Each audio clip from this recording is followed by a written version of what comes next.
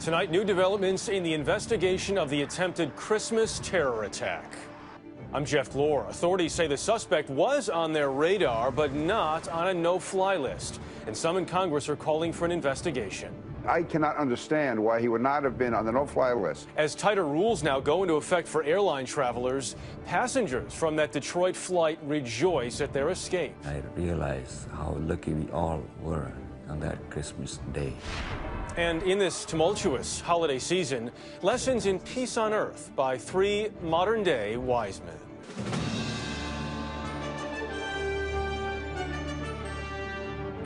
This is the CBS Evening News with Jeff Glor. Good evening. We begin tonight with worldwide developments swirling around the Christmas Day attempt to blow up a passenger plane bound for Detroit. The U.S. Justice Department this afternoon charged Umar Farouk Abdul-Muttalib with attempting to bring down Delta Northwest Flight 253 by using an explosive device attached to his body. 289 passengers were on board that flight. Authorities have been aware of this Nigerian terror suspect for at least 2 years now. And tonight, CBS News has learned the bomb material he carried was the same as that used by the shoe bomber Richard Reed 8 years ago. Meanwhile, new and stricter regulations go into effect for air travelers today. We have a team of correspondents around the globe to help answer the troubling questions coming in tonight. First, our chief investigative correspondent, Armen Keteyian. Armen? Good evening, Jeff. Tonight, we know the suspect was arraigned on 2 terror-related charges, including attempting to destroy an aircraft, as the FBI confirmed the substance he tried to use to bring down a plane. As first reported by CBS News, preliminary tests by the FBI on the device ignited by Abdul-Muttalib found it contained the powerful explosive PETN, one long favored by would-be terrorists. PETN, which contains both nitric and sulfuric acid, is used as a priming device in detonators, small-caliber ammunition, as well as blasting caps. CBS News has also learned a small amount of PETN was concealed inside a thin plastic film-like material, possibly a condom, and stashed inside Abdul-Muttalib's underwear, modified to hold the substance. The suspected terrorist tried to detonate the device by allegedly injecting a yet undetermined chemical into the compound, igniting a small explosion and fire that left Abdul-Muttalib with severe burns in the groin area. Investigators are going to be looking for any suspicious links, in particular links to known terrorist organizations and to al-Qaeda. Law enforcement sources say initially it appears the 23-year-old Nigerian national was a lone wolf, but are exploring his ties to the Republic of Yemen and its ever-increasing connection to al-Qaeda. According to published reports, Abdul-Muttalib received a visa in June of 2008 and entered the U.S. several times, the final time last August before authorities lost track. He's been on a watch list for at least the last 2 years. An engineering student in London, he's the son of a prominent Nigerian banking family. Abdul-Muttalib's father reportedly alerting authorities to his son's extremist religious views months ago. PETN was a key ingredient in the Pan Am 103 bombing over Scotland back in 1988. It was also part of the so-called shoe bomber Richard Reed's foiled attempt to blow up a Boeing 767 traveling from Paris to Miami 8 years ago this month. That incident resulted in a seismic shift in airport security, leading to body scans through X-ray imaging and puffer machines featuring a blast of air to help detect explosives such as PETN, along the way sparking concerns over personal privacy issues. Very fine line to draw, but it's one we have to draw in our society. A very young-looking Abdul-Muttalib told prosecutors today he could not afford an attorney. He faces a detention hearing on Monday and up to 20 years in prison. Jeff. Armen Keteyian tonight. Armen, thank you. The suspected terrorist got through not one security checkpoint, but at least 2. Abdul-Muttalib departed from Lagos in Nigeria, where he went through some kind of screening. He changed planes in Amsterdam, where he was screened again before boarding a flight bound for Detroit. With the latest from Detroit tonight, here's Barry Peterson. Barry? Jeff, according to the FBI, the suspect was surprisingly open. After he was subdued, he was asked by a flight attendant, what did he have in his pocket? He allegedly said, quoting here, an explosive device. All of this unfolded as the airplane was landing. Like every routine flight landing at Detroit's Metropolitan Airport, Flight 253 was gear down and on final approach when from seat 19A, a sharp bang, a puff, and then smoke and flames. And then the next thing I heard, and everybody heard, is this pop, like firecracker.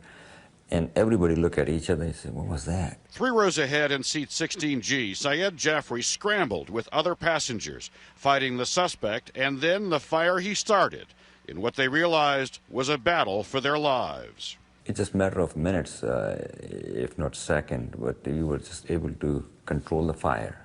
And then after that, we were able to subdue the guy. Passenger Jasper Sharinga was one of the first to reach the suspect, as he told CNN. I took some kind of object that was already melting and smoking out of him, and I tried to put out the fire. And then when I did that, I was also restraining the suspect. That instinct, act almost without thinking, may have saved them all, says a security expert. People's reaction, especially on an airplane, any enclosed area like that where there's really no hope, is to, their instincts are right, to subdue them, to stop them, and do whatever you can. Once subdued, the suspect was tied up and taken into business class, his legs badly burned, and, said eyewitnesses, still saying nothing, not even reacting to the pain from his injuries. It took a while for the passengers to go from the shock of what happened to realizing the horror of what might have been had the plane been brought down. It was just mind-boggling what I gone through, and then I realized how lucky we all were on that Christmas day. It was really just mind-boggling. Attorney General Eric Holder said tonight that had the attack been successful, scores of people could have been killed. That's something every passenger on that airplane is going to think about for the rest of their lives. Jeff? I would imagine Barry Peterson in Detroit this evening. Barry, thank you. Authorities in 2 other countries this evening are also working tonight to fill in the background of this suspect. Richard Roth picks up our story from London now. When Abdul Muttalib left Lagos Airport late Christmas Eve, there was someone who'd already been worrying about the 23-year-old Nigerian, his father. Umaru Muttalib, who retired just this month as chairman of First Bank of Nigeria, had expressed concern, according to local reports, that his son's religious views had become extreme. Today, the elder Muttalib was meeting with Nigerian police. In Britain, police quickly learned the suspect's last known address and searched it, a pricey basement apartment in an upscale central London building. But authorities are anxious to know much more. Who did he know? Was he radicalized here? If so, when? By whom? How? All these are questions that they will be working to find the answers to just as soon as possible. London's University College says Umar Farouk Abdul Muttalib studied mechanical engineering here until June 2008. After that, his father believes he may have traveled to Yemen. U.S. authorities say extremism thrives in that Gulf state, where al-Qaeda's carved out a foothold. Abdul Muttalib's reportedly told investigators that's where he was trained by al-Qaeda and supplied with explosive chemicals. Airport rules in Amsterdam, officials say, mean even though he'd been through security in Lagos, Abdul Muttalib would have been screened again before boarding the flight to Detroit. But the airport has just a few body scanners to detect threats under a traveler's clothing. Not everyone goes through one.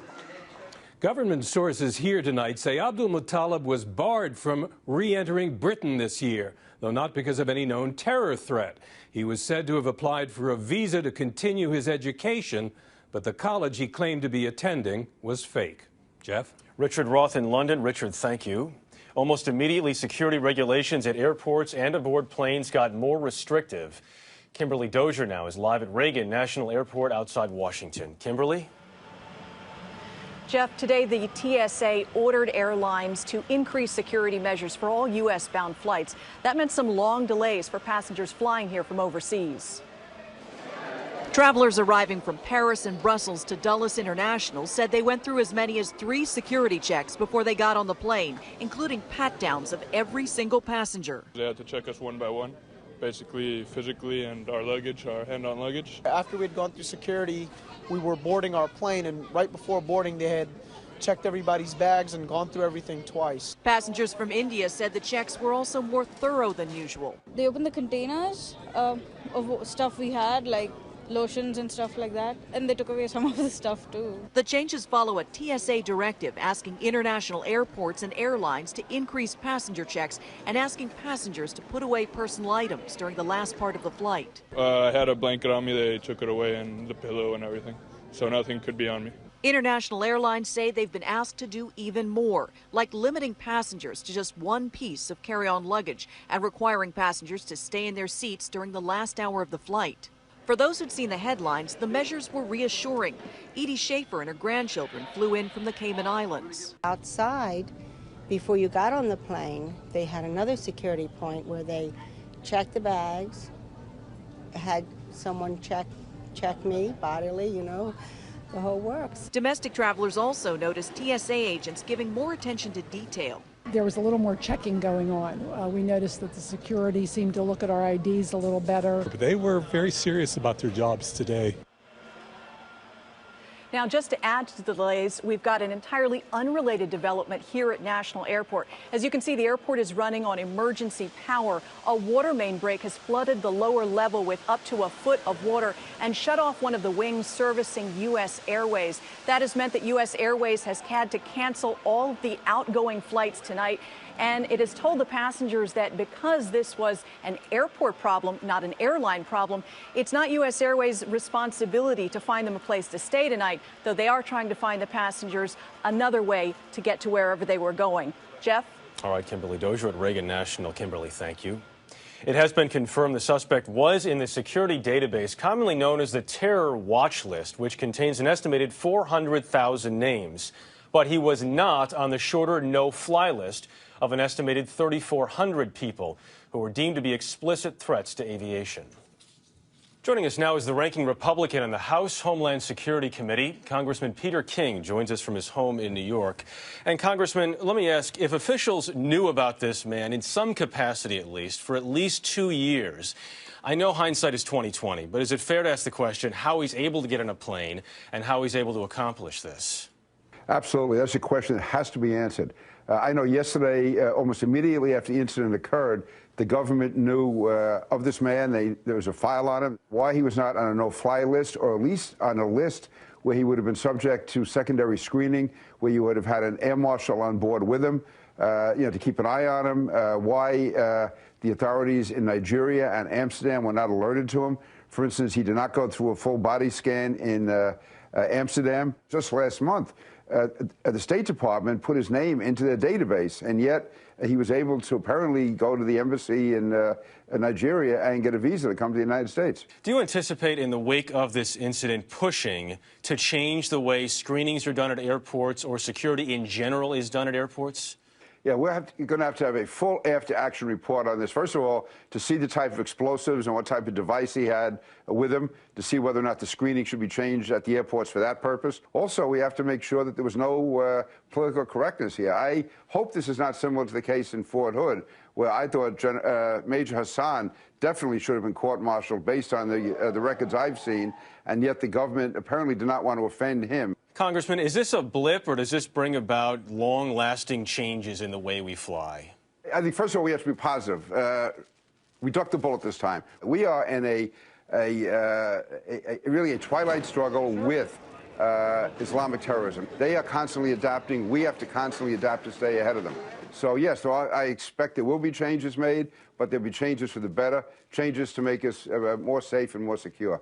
Congressman Peter King joining us from his home in New York. Congressman, we appreciate the time. Thank you very much. Coming up on tonight's CBS Evening News, the latest from our chief White House correspondent Chip Reid on this attempted terror attack. The president on vacation with his family was updated today on yesterday's terror plot. With more tonight from Hawaii, here's our chief White House correspondent Chip Reid. Chip?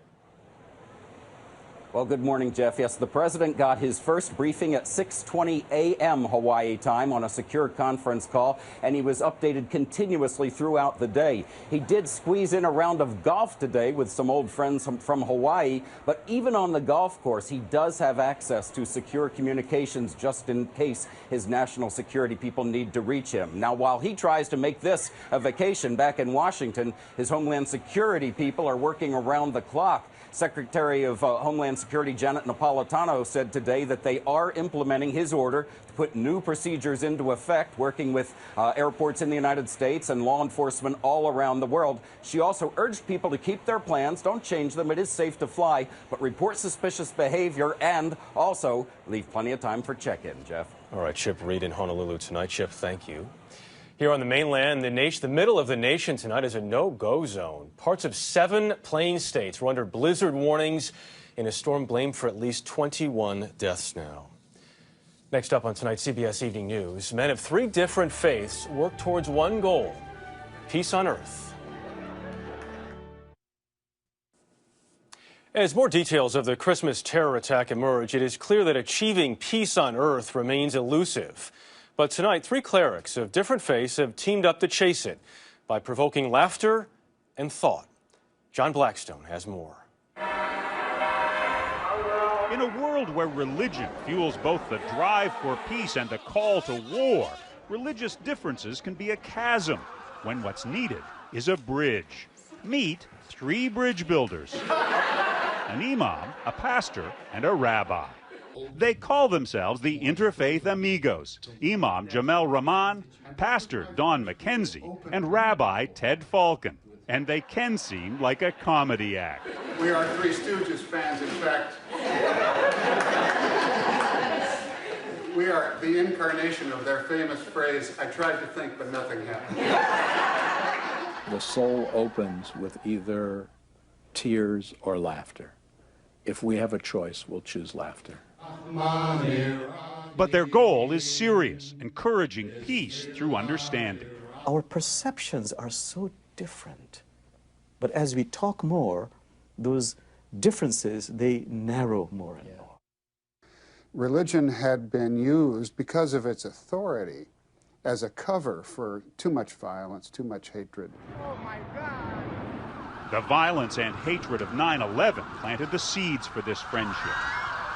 When 9/11 happened, I immediately called Jamal. And I said, I want you to share in the Shabbat service with me that week.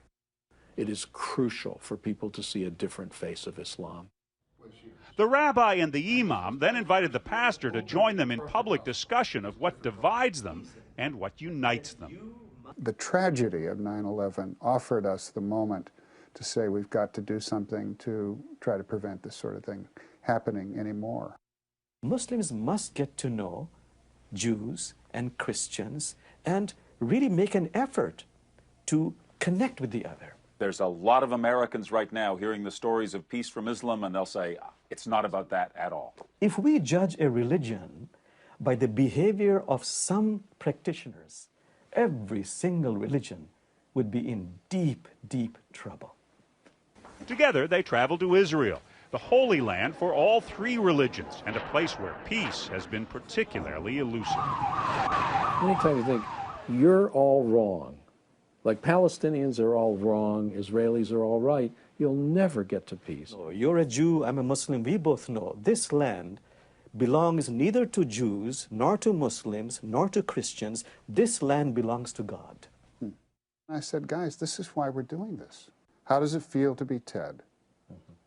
How does it feel to be Jamal? In seeking peace, you've seen the answer is to connect. Understand how is it to be the other. Right, exactly. Not to change the other, to really, at a heart level, connect with the other. We live in a world at a time when the issues are so big, none of us, no country, no faith, no culture, can fix them alone. They have written a book about their journey together, and they've become accustomed to having their friendship sound like the beginning of a joke. What is this? You know, a rabbi, minister, and a sheikh walk into a bar? How about this one instead? A pastor, a rabbi, and an imam walk on a road toward peace. John Blackstone, CBS News, Seattle. Are you hungry? I'm hungry. Recapping our lead story tonight, the suspect in the Christmas terror attack was charged with trying to blow up an airliner today. Umar Farouk Abdul Muttalib was on the U.S. terror watch list for 2 years, but not on the no-fly list. CBS News learned that he used the same kind of explosive shoe bomber Richard Reed used in 2001. And new airline security rules include remaining seated for the final hour of the flight and new limits on carry-ons. That is the CBS Evening News tonight. I'm Jeff Glor, CBS News in New York. Good night.